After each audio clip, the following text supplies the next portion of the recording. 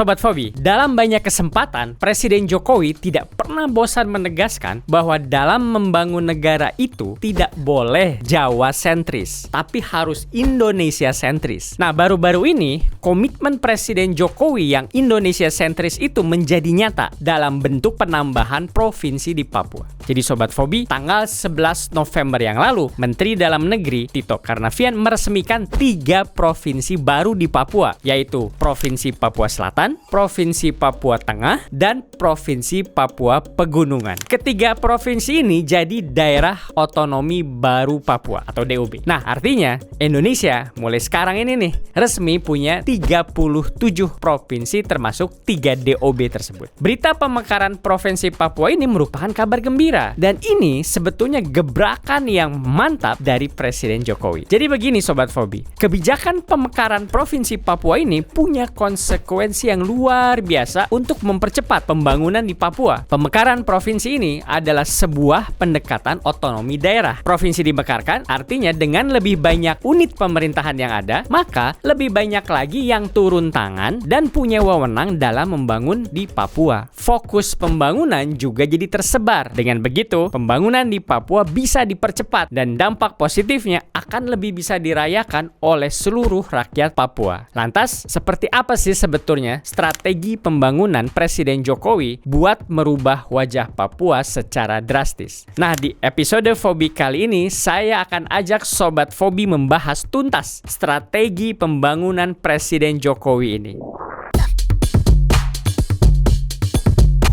Memang gak mudah membangun Papua. Jumlah penduduk Pulau Papua sedikit, hanya sekitar 5,5 juta penduduk. Ini kira-kira setara dengan jumlah penduduk kota Depok ditambah sedikit kota Bekasi. Masalahnya 5,5 juta penduduk itu terpencar di wilayah yang luasnya 3 kali Pulau Jawa. Inilah tantangan pembangunan di Papua. Cakupannya harus luas, tapi penerima manfaatnya sedikit. Maka itu ongkos pembangunan di Papua per penduduknya jadi sangat besar, sangat mahal sekali. Ini menyebabkan pembangunan di Papua selama ini, khususnya infrastruktur, jadi tertinggal. Akibatnya lagi, aksesibilitas dan mobilitas warga Papua jadi terbatas. Selain itu, pembangunan sumber daya manusia pun jadi tertinggal. Fasilitas kesehatan dan pendidikan terbatas. Maka itu, indeks pembangunan manusia di Papua jadi cukup mengkhawatirkan. Data dari BPS memperlihatkan kalau Papua jadi provinsi dengan tingkat kemiskinan tertinggi se-Indonesia. Nah, Sobat Fobi juga perlu ketahui, persoalan geografis Papua ini bukan cuman hanya soal 3 kali luas Pulau Jawa tadi, tetapi medannya pun sangat sulit. Kondisi geografis di Papua didominasi oleh kawasan-kawasan pegunungan. Wilayah daratannya tinggi-tinggi. Sebagian besar kawasan pegunungan Papua itu belum terhubung dalam moda transportasi darat. Nah, karena tidak ada akses transportasi darat, maka transportasi udara jadi pilihan utama. Bahkan ke kantor bupati saja ada warga yang harus naik pesawat, nggak bisa lewat jalan darat. Nah, persoalannya jadi semakin rumit ketika kita beralih membicarakan keamanan di Papua. Sobat Fobi sudah banyak mendengar berita tentang adanya aksi kekerasan kelompok kriminal bersenjata atau KKB di Papua. Nah, tadi kita tahu kondisi geografis yang sulit, akhirnya mobilisasi personel keamanan yang bisa memberikan keamanan bagi warga Papua pun tentu sulit juga. Mobilisasi personel keamanan jadi sulit karena lokasi rawan hanya bisa dijangkau menggunakan transportasi udara. Jadi Sobat Fobi bisa bayangkan betapa sulitnya menjadi warga Papua. Masalah buruknya infrastruktur juga merembet ke masalah harga-harga. Karena transportasi yang bisa diakses utamanya adalah transportasi udara, maka itu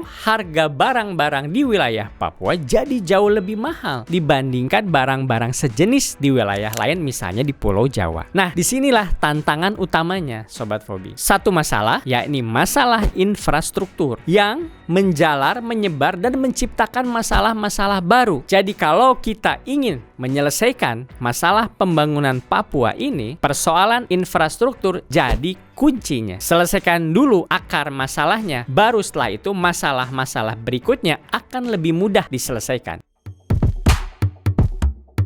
Sobat Fobi tahu kenapa pembangunan kita selama ini bersifat Jawa sentris? Ini karena kita mewarisinya dari pemerintahan kolonial Belanda. Karena buat pemerintahan kolonial Belanda, Jawa sentris ini adalah pilihan paling rasional. Sebab membuat semuanya jadi serba efisien. Karena Pulau Jawa ini tanahnya tergolong sangat subur. Perkebunan dibangun di Jawa. Perdagangan juga di Pulau Jawa. Pelabuhan-pelabuhan juga ada di Pulau Jawa. Kekayaan yang diciptakan di Pulau Jawa ini dipakai buat membangun Belanda saat itu. Jadi kepentingan pemerintah kolonial Belanda bukan kesejahteraan bangsa Indonesia seluruhnya, melainkan kekayaan dari Jawa digunakan untuk mensejahterakan rakyat Belanda di Eropa sana. Jadi membangun semuanya di Jawa jadi sangat efisien buat mereka, sangat hemat biaya dan keuntungannya berlipat-lipat ganda. Maka itu pembangunannya Jawa sentris. Masuk akal kalau kita pakai kacamata kolonial. Tapi tentu saja pembangunan Jawa sentris ini sebetulnya nggak masuk akal buat kita, buat bangsa Indonesia. Karena kita tahu tujuan proklamasi adalah keadilan sosial. Artinya kesejahteraan buat seluruh rakyat Indonesia. Nah, ironisnya kacamata Jawa sentris ini ternyata diteruskan oleh pemerintahan bangsa Indonesia sendiri. Karena membangun Pulau Jawa itu memang enak, semuanya serba efisien. Tapi akibatnya orang-orang dari pulau-pulau lain berdatangan ke Pulau Jawa, merantau ke Pulau Jawa karena perekonomian memang pusatnya ada di Pulau Jawa, dan ini berlangsung puluhan tahun lamanya. Jawa pun semakin padat dan lebih dari separuh populasi Indonesia akhirnya berkumpul di Pulau Jawa. Kemudian kondisi ini akhirnya diperparah insentif politik di era reformasi yang demokratis sekarang ini. Di era demokrasi, insentif pembangunan terbesar ada di wilayah yang penduduknya padat karena jumlah pemilih ada banyak di sana. Jadi, walaupun kita mengenal konsep desentralisasi, pembangunan di era reformasi masih tetap Jawa sentris. Ini terus berlangsung sampai akhirnya Presiden Jokowi merubah mindset kita.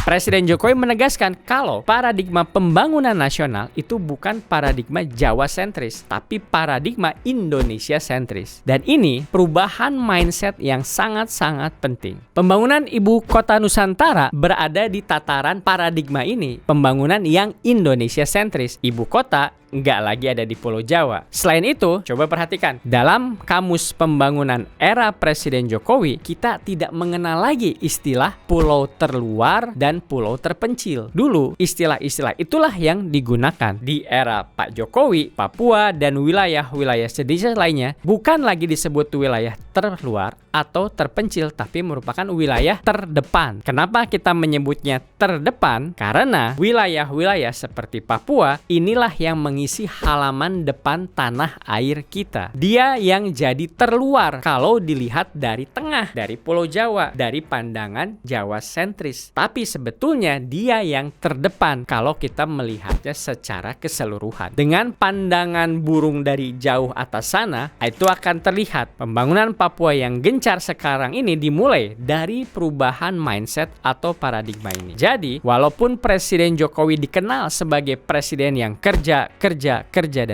nah sebetulnya semua pekerjaannya itu didasarkan pada konsep dan visi yang sangat matang buat memajukan Indonesia dan mewujudkan janji proklamasi, yaitu masyarakat yang adil dan makmur. Jadi, Sobat Fobi, membeda-bedakan dikotomi antara presiden pekerja dan presiden konseptor sebetulnya salah. Sebab dalam sosok seorang Jokowi, kita punya pemimpin yang bisa mewujudkan visi besarnya, bukan cuma bercita-cita, apalagi bekerja tanpa arah.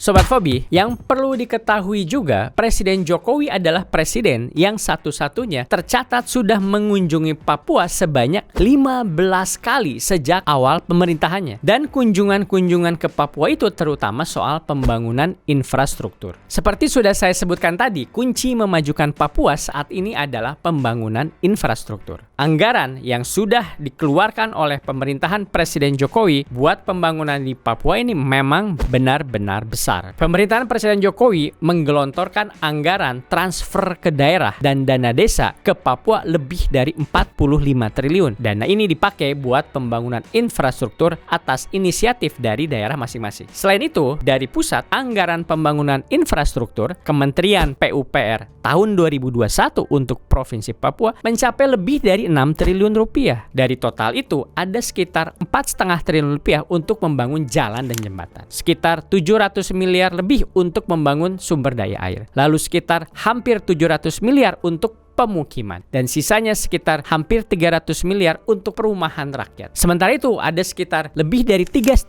triliun rupiah yang dialokasikan untuk Provinsi Papua Barat. Alokasinya anggarannya kira-kira seperti ini: 2,6 triliun untuk membangun jalan dan jembatan, 500 miliar lebih untuk sumber daya air, dan lebih dari 300 miliar untuk pemukiman, dan 228 miliar untuk perumahan. Proporsi anggaran itu juga menunjukkan kalau pemerintahan Presiden Jokowi sedang berupaya keras membuka keterisolasian wilayah serta meningkatkan akses dan konektivitas transportasi di Papua. Artinya, lagi-lagi Pak Jokowi sedang mencoba fokus pada akar masalahnya dulu, akses. Nah, tapi jangan lupa, supaya pembangunan ini bisa dipercepat, kita juga perlu booster. Nah, pada soal ini, Presiden Jokowi punya trik booster yang khusus untuk Papua. Jadi sederhananya begini Sobat Powi. Dengan kondisi Papua yang luasnya 3 kali lipat Pulau Jawa, maka perlu ada pemetaan mana wilayah yang bisa menjadi fokus utama, mana wilayah yang bisa didahulukan. Itulah mengapa pembentukan 3 provinsi baru di Papua jadi penting. Lah Jawa aja, Pulau Jawa diurus sampai 6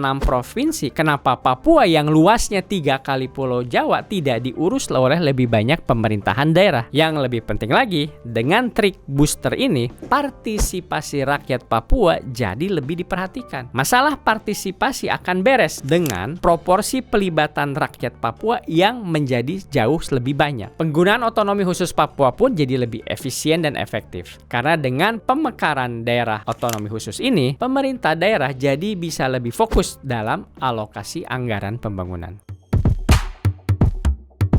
Tentu saja, masalah Papua jelas bukan semata-mata soal infrastruktur saja. Tentunya agak naif kalau kita hanya memandang permasalahan di Papua sebagai masalah infrastruktur semata. Maka itu, pendekatan yang dipakai oleh Presiden Jokowi dalam membangun Papua jelas melampaui pendekatan yang dipakai oleh pemerintahan sebelumnya. Ada 2 model pendekatan yang dipakai, Sobat Fobi. Pertama, pendekatan infrastruktur, dan kedua, pendekatan sumber daya manusia. Tanpa sumber daya manusia yang mumpuni, infrastruktur yang sempurna pastinya juga tidak akan bermanfaat apa-apa. Kita sering mendengar cerita adanya bangunan dibangun begitu megah tetapi tidak digunakan secara optimal karena kita tidak paham menggunakannya. Sungguh sayang sekali, bukan? Nah, karena itu Presiden Jokowi mengkombinasikan kedua model pembangunan ini, infrastruktur dan manusianya. Infrastruktur oke, maka sumber daya manusia juga nggak boleh kalah, harus oke juga. Nah, penguatan manusia ini bukan cuman soal pemenuhan hak pendidikan, juga bukan cuman soal pemenuhan hak kesehatan, tapi juga pendampingan secara berkelanjutan. Satu bukti dari komitmen Presiden Jokowi untuk menguatkan manusia-manusia Papua adalah dengan memperhatikan perkembangan wirausaha dan pengembangan ekonomi. Nah, karena itu pemerintah berani menyiapkan berbagai fasilitas inkubasi, pusat-pusat inovasi untuk mendorong roda ekonomi, terutama ekonomi kreatif di Papua. Dulu di Papua dapat sinyal saja pastinya sudah sulit. Lewat Kementerian Kominfo, pemerintahan Presiden Jokowi meluaskan transformasi ekonomi digital hingga ke Papua. Berbagai pembangunan infrastruktur digital dan ekonomi digital dikebut, dari fiber optik, fiber link, satelit sampai akses internet dikembangkan sampai ke Papua. Dari sarana pendidikan hingga fasilitas kesehatan, semua sudah terkoneksi dengan internet. Semua bergerak dengan langkah langgam yang sama. Dan ekonomi Papua pun melesat Di bidang pendidikan juga tidak main-main loh. Pemerintahan Presiden Jokowi berkomitmen untuk melahirkan talenta-talenta unggul dari bumi cendrawasih. Caranya ialah dengan membangun ekosistem manajemen talenta Papua. Beasiswa afirmasi pendidikan tinggi jadi salah satunya. Menurut data dari Kemendikbudristek tahun 2021 saja, sebanyak 3.648 mahasiswa Papua telah menerima bantuan biaya pendidikan. Pemerintah Jokowi juga mendukung penuh pembangunan infrastruktur terkait pengembangan manusia di Papua. Misalnya, pada Oktober 2021 lalu, pemerintah sukses membangun Papua Youth Creative Hub yang menjadi pusat pengembangan talenta-talenta hebat di tanah Papua. Capaian pemerintahan Presiden Jokowi ini dalam membangun SDM Papua juga tampak jelas dari penyelenggaraan Pekan Olahraga Nasional ke-20 di Papua tahun lalu. Sejak PON diselenggarakan pada tahun 1948, baru pertama kali ini dengan arahan langsung Pak Jokowi, PON berhasil diadakan di Papua dan sukses. Dengan pesta olahraga ini, stigma lama bumi cendrawasih sebagai wilayah terbelakang dibuang jauh-jauh. Sobat Hobi, jadi begitulah perubahan mindset, perubahan paradigma, dan strategi cerdas Presiden Jokowi untuk membangun bangsa, khususnya Papua. Presiden Jokowi itu melihat masalah secara keseluruhan, secara holistik. Cari dulu akar masalahnya apa, lalu selesaikan dengan tuntas. Maka lihatlah keajaibannya. Data Indeks Pembangunan Manusia di Papua membuktikan keberhasilan model pembangunan ala Presiden Jokowi ini. Sejak awal kepemimpinan Jokowi, Indeks Pembangunan Manusia Papua naik terus dari tahun ke tahun. Di tahun pertama pemerintahan Presiden Jokowi tahun 2014, angka IPM Papua ada di kisaran 56,7. Sekarang IPM Papua, Indeks Pembangunan Manusia Papua, mencapai 60,6. Luar biasa sekali. Bahkan angkanya sempat mencapai 60,8 di tahun 2019 sebelum terkena pandemi. Bukti lainnya, data BPS menemukan kalau tingkat kemiskinan di Papua juga lambat laun turun dari tahun ke tahun. Di tahun 2022 ini, tingkat kemiskinan di Papua ada di kisaran 27% dari total penduduk. Artinya, jumlah penduduk miskin di Papua turun menjadi 922.000 orang. Padahal di tahun 2013, jumlah penduduk miskin di Papua mencapai lebih dari 1,1 juta orang. Semua bukti ini merupakan hasil dari kecermatan seorang pemimpin terhadap permasalahan yang ada. Filosofi Presiden Jokowi membangun tanah Papua adalah soal memperbaiki mindset kenegaraan. Berkomitmen terhadap Papua merupakan bagian dari komitmen kebangsaan. Semoga saja setiap pemimpin di Indonesia punya kapasitas kepemimpinan seperti Pak Presiden Jokowi yang memperhatikan, merangkul, mengasihi daerah-daerah terdepan seperti Papua. Sekian episode Fobi kali ini. Terus optimis sambil tetap rasional. Terima kasih.